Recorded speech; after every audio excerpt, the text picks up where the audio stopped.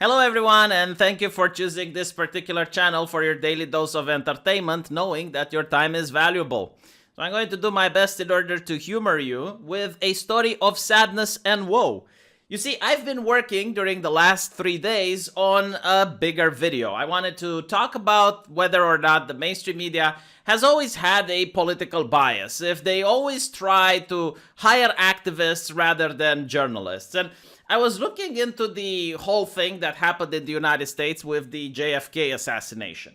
And it's a horrible subject for American politics, but it's very interesting that the person who committed the deed was a self-proclaimed Marxist. I mean, the guy was an open Marxist. There's no doubt about it. Like, his political ideology was out there. But at the time, the mainstream media just completely ignored that fact and blamed it on the conservatives. That is just astonishing. And I wanted to make this video. I was gathering information, and then Tucker Carlson, of all people, Tucker Carlson 6 hours ago releases the video and talks about it. And now if I release the video, it's going to be looking like I'm the one ripping off of Tucker Carlson. Why, Tuck? Why you do this to me? Why can't you consult me before making something like this? Egad. But yeah, no, like, that's something very interesting. The only difference, I guess, between how things were like then and how things are like now is that the television station back then didn't have a comment section. Like, you couldn't, comment on the news. You couldn't just see what other people like to think about the news. Which is why, if you look at today's events, almost universally, every single mainstream media website that talks about the news gives their comments disabilities. Why do you think that is? I know all these journalists love talking about democracy, but if people were actually able to communicate and behave the same way they behave in real life by talking to each other, well, that would be just a little bit too much democracy, now wouldn't it? No, how can people talk to each other unhindered? No, they need a chaperone, they need an AI, they need a bot in order to sit on their shoulder and find out if what they're saying is actually acceptable or not. It's kind of funny, like, the New York Times now advocated for a reality czar. Because, it all started, it's like free speech, this anti-American concept, I know. But in the beginning, everyone believed in it. All right, like, everyone agrees, of course, free speech is important. And someone in the room raised the finger, and it's like, but, and it's like, what do you mean free speech, but? It's like, yeah, but, let's not advocate for harm. And everyone's like, oh, no, that's reasonable. That's reasonable, yes, because obviously, then the Don, the Godfather, would get away with things. Perfect. Like, okay, we have free speech, but no harm. All right. And then it's silence in the room, and again, like, someone raises their finger. It's like, but. They're like, what do you mean, but? I mean free speech, but let's not offend people. What do you mean not offend people? I mean, I'm an atheist. By definition, I offend people. I have this offensive aura around me. Like, you do realize that a big chunk of the community believe in a deity. Like, they legitimately, without a shadow of a doubt, believe that there is God. And not only that, but God tells them how to live their life. If I am to tell these people that God isn't real, then that means that their entire worldview and their entire way of life is for nothing. Like, they managed to make all these sacrifices, like, for example, a Muslim not drinking wine or eating pork, like, all of that would have been for nothing. Why? Because I'm an atheist, and I'd say, well, there is no God, and you're just acting irrational. I'm literally calling people crazy by calling myself an atheist, right? Like, you do realize this. It is happening. Just because we're not having this conversation out in the open doesn't mean it's not implied. No. See, free speech, but don't offend. So just zip it with the fact that you're just zip. Okay, like, free speech, but don't offend. All right, fine. And then it's like someone else in the room raises like, but, like, free speech, but don't put out misinformation. What? Like, so who decides what is true for? We'll have a team of experts. Who gets to name the experts? Like, what makes an expert an expert? Like, zip it, you're being offensive. And at this point, you just have to wonder, like, what is the difference between free speech on American internet and Soviet Russia? What is the difference, really, between communist China and the United States? In spirit, I mean. Like, how is it better? How is it any different? Like, the only difference, I guess, is that in China, the Communist Party decides what's real and not. And in the United States, you have the tech oligarchs and New York Times deciding what's real or not. I mean, every now and then I look at the circus Americans like to call their politics, and I see like there's this lady from, I don't even know where, but apparently she's an evil lady, alright? Like she believes in conspiracy theories. Even though 70% of the people from her state voted for her, the fuck does that have to do with democracy? CNN says she's a bad person. I don't even know her name. Honestly, I don't even care at this point. Because it is so transparent that this has absolutely nothing to do with any of it. Because the core, the pillar stone of democracy, literally like at the very essence, what separates democracy from other shit systems is that in democracy, anyone can run. With a couple of caveats, right? Like over the age of 18 and then the couple of other things. But other than that, as long as you follow the rules and people vote for you, you're in office. It doesn't matter what CNN has to say. It doesn't matter what the New York Times have to say. Like that is the normal way of democracy. If you piss that away, then might as well just put the New York Times and CNN in control. Let the big corporations run the country, and then no one cares what people think. You know, go back to the feudal era. This is literally the same argument. We can't let peasants vote. Why? Because they're uneducated. Like, they don't know. Like, yeah, but they have the numbers. Like, our politics influence the peasantry as well. I don't care. They don't have money. Like, if they can't read, how can they understand the slogan? We are literally back at that argument. It's like allowing the peasants to communicate with each other. And by the way, like the second thing that is also very interesting is that Alexandria Occasional Cortex, like I like to call her, but by the way, despite the joke and the job, she is by far the most intelligent woman on earth. There is not a single human being that is female that is more intelligent than AOC. Like this lady managed to get from a waitress at the height of power in the United States. She has the mainstream media, which I just explained how powerful they are, eating from her hand, all right? You deny reality the moment you tell me that this is not a smart person. She is smarter than you'll ever be. She is smarter than your family. She is smarter than all the experts put together. She is the epitome of human intelligence, and I'm not making this out of sarcasm or anything like that, all right? If she would put on courses that I would know she's legit about those courses or teaching people how to be smart, I would take them. I would pay her money for it. The woman is a genius, okay? Einstein may have known how to split the atom. This woman knows how to split America. So that people are at each other's throats on social media while completely ignoring massive wealth transition going on from the poor to the rich. So AOC, you know, goes around and now has this very touching and emotional story, which I have to say, I mean, I would also hire her to make a telenovela, because as I showed to my mom while she's writing, my mom starts to cry, and I'm like, oh, Mom, is it that emotional? It's like, yes, I can't believe like she went through this. And I'm like, what is the story about? What transpired? And they're like, well, the short version, give or take, from my understanding, is that Senator Ted Cruz hired Agent 47 in order to take her out, because apparently, like, she was in the bathroom and someone was banging at the door, like, bang, bang, bang, and she was like, oh, bang, bang, bang, and then the door opens. And it's like a police officer, but she was like really savvy, okay? Like she had a lot of points in perception.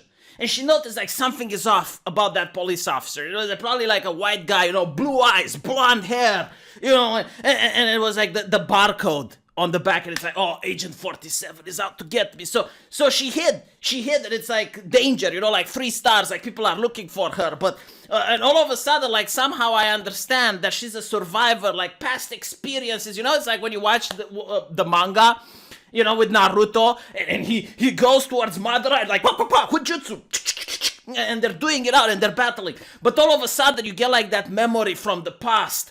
You know, as Naruto was a child and Kakashi went behind him, and it's like, hey, Naruto, and it's like, all right, but it's very emotional. Like, I feel the power, and it's like, oh, wow, like the story. Can you collaborate it with anything? Well, apparently not. There's nothing to collaborate it, but like, why would she lie? I mean, she's a politician. You know, when did you hear in your entire life a politician, especially a Democrat, to lie? Like, that would never happen. What does she have to gain from it? Let's be honest. I mean, clearly, I mean, she's dressing in white. Isn't she? Like, white is the color of purity and innocence. And then this is not like it's a person that is being known to exaggerate things in the past, you know, calling Trump supporters, all of them, white supremacists.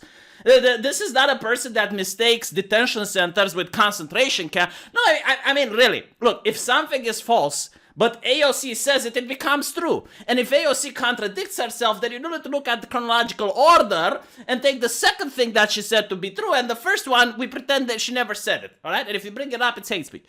But that's pretty much it, right? So a lot of people on the internet, unlike myself, which absolutely believes everything that AOC says, pointed out that, well, it turns out like she might not have been in the building to begin with.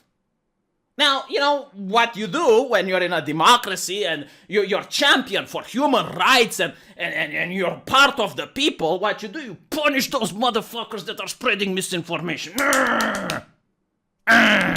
So apparently, like, look at this. AOC just emailed her followers to mass report anyone who tweeted and to get Twitter and Facebook to take down their posts because they're contradicting her version of events. Now, normally, you would think that she would like, no, there is video evidence of this happening, or I have friends that have seen this, or, you know, like anything like that. But like, why bother when you can just silence the opposite? No opposition, no problem. And look, if you know that there is consequences for you saying 2 + 2 = 4, then 2 + 2 = whatever the hell you want me. Just leave me alone. Please don't ban me, missus. That's how democracy is going to be run from now on. Just find out what the people in power want and like, do not ever attack or criticize the people in power. Okay, like calling someone a white supremacist that's your neighbor, well, your neighbor can just go fuck himself because he's not going to be able to defend himself, right? He doesn't have the money or the resources or the following to defend himself. But politicians, I mean, oh, you know, that's just like, oh. But I'll give you this, you know, I'll give you this. AOC is the smartest woman on earth. I definitely think, I'm not being sarcastic, all right? No, she is legitimately smart. She is a genius. But the smartest man on earth must be George Lucas. Because Lucas has foreseen this. Like, the Star Wars prequels are some of the most savvy political writing in human history. Like, people diss them, but like now in 2021, I look back at them and it's like, oh my God, like there is so much wisdom in those. Like, because you wonder, like, how can an evil galactic empire take place? It's very difficult, right? I mean, all the people agree, like, all those planets just join together. And I can't believe that I'm using fiction in order to make a point. I'm starting to become like a leftist. However, yes, Palpatine is a fictional character, but he comes from the mind of George Lucas, which is the smartest man on earth when it comes to politics, okay? I would trade all the people from CNN and MSNBC for one George Lucas, because that's smart. And he explains how Palpatine created a danger to unify everyone and to create the urgency, like the sense of urgency. We need to act now. We don't have time for people to yap. No. Now is the time. We need fast decisions. Right? Like, the world is ending in 20 years. Your house is on fire. I want you to panic. You know, like that type of thing. People elect him, right? He becomes in power. He's always in control. And then the Jedi try a coup. Like, the Jedi go towards him and they attack him. Like, that's legit. That actually happened. Even though he could BTFO those Jedis within a couple of seconds, which he does. But what happens afterwards? You know, he goes on the set and it's like, the attack on my life has left me scarred and deformed. And this is why we need an empire. This is why you need to give me more power. More so I can protect the democracy. Like, that's pretty much what's going on, you know? Kind of reminds me of something. It's very, very similar, ominous a little bit. I can't just put my finger on what. And this is why the story of AOC is so controversial, because normally, like, if I were to tell you a story about, you know, like, there was this attack that happened when I was in France, and I was brave. I managed to overcome my fears, and I saved 25 people. And if you disbelieve what I have to say, you're spreading misinformation. No one will care. You know, like, people will be like, oh, yeah, whatever. You know, it's a story. It's a story, and people might think that I'm exaggerating or that I'm a liar. But at the end of the day, it wouldn't matter much. AOC's story has political weight behind it. That's why she even says it. Like, AOC's story is scary as shit. Do you know why it's scary as shit? Because it's not just a story. It's like, okay, what do we do now? How do we prevent this from happening again? Tyranny, that's what. Because here's the kicker, right? If you're a person that condemns the DC riots. And you're like, yeah, the people who did criminal activity should be caught, they should get a trial, and a judge and a jury should decide if they're guilty or not. But overall, like, I disagree with the way what they did. That doesn't matter, all right? Because now, after years of learning that stereotyping is wrong, that guilt by association is wrong, the press was writing about it. All of a sudden now, it's not only right, but it's encouraged. It's like all Trump supporters have the same guilt and responsibility. You might as well just be there. Like, it makes absolutely no difference. And yeah, I mean, the Patriot Act, everyone disagreed with it. And it's like, oh, that horrible. I condemn it as well. Like, it restricts civil liberties. Like, what do you mean people can be arrested without trial and getting to see a lawyer? You know, it's unconstitutional, horrible. Well, now it's like the redo. The same thing, where you have the Democrats that get to act as if they're in a worse situation without the war. I mean, seriously, they should be happy they won. They should celebrate. But instead, they're acting like paranoid freaks, just pointing fingers and shadows everywhere and daggers in the dark. And it's like, okay, I get it. You know, like, there was an event. You know what? Like, I remember when the U.S. president was escorted by the Secret Service and he was put in a bunker under the White House. But you didn't see troops in D.C. afterwards, and apparently they're there to stay permanently, and he didn't start pointing fingers and starting arresting people and whatnot. Like, you know what? Say what you want about the American Republicans. But at the end of the day, they wanted Hillary arrested, not her supporters, as far as I remember. Hey, you know, like, it doesn't even matter. Like, none of this even matters what the people think. It's all about what the corporations think and what the institution think. Because the thing that it really upsets me about it, you know, like the only thing that upsets me about it is that for once in 2021 you had the left and the right coming together, and they were, you know what, Wall Street bad. Like, they really came on together and they said, yeah, those hedge funds that put money on corporations going out of business and using their influence in the media in order to put other corporations out of business, they make millions while everyone else loses their job. They're bad, aren't they? Yeah, they're kind of bad. And then here you have AOC going like, Ted Cruz, blah, blah, blah, blah.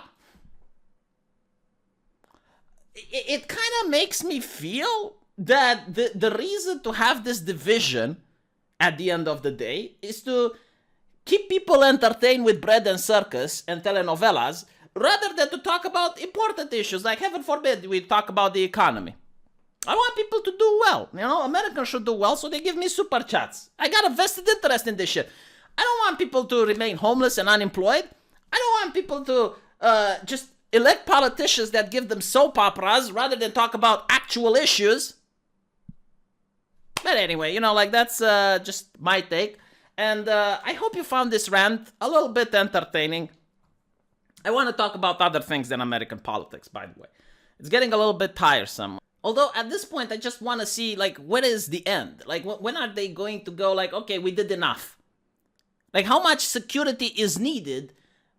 How many rights need to be removed in order for the Democrats to feel safe and stop being paranoid? Like, what exactly needs to happen? So they're like, all right. You know, like, we got in a position where we're like, now we can focus on actually governing. Because apparently, like, reality czar, commissions of truth and reconciliation, we need to, like, censor everyone on social media, and blah, blah, blah. It's like, okay, but, like, how many? Just, like, is the list ever going to end? Like, maybe 4 years from now, when the new elections come, they're also going to talk. It's like, yeah, now we need another thing to do. You know, like, make people stay in their houses, never leave, because they might talk to someone and they might say something we disapprove of without us being in ear distance of their communication. I hope you guys enjoyed. I think I blew your eardrum with my squeaky voice. But, you know, like, it is what it is. I'll try to be more calm in the future. This is another thing that I noticed. You notice, like, when someone comes in a suit, right? Like, they just put a suit on, but they talk very calmly. They say nonsense, bullshit, or they outright lie to you. Or they say scary stuff. It's like, this is your captain speaking. We are going to force everyone to stay locked in their doors for the next 6 months. It's for your own safety. Don't question. Everyone agrees. It's like, no, this guy. But if you have someone like me that talks like this and gesticulates, oh, crazy person. Even though he might say something that resonates with a couple of people, huh? Let me know what you think. I'll see you guys in the comment section, and thank you for your time.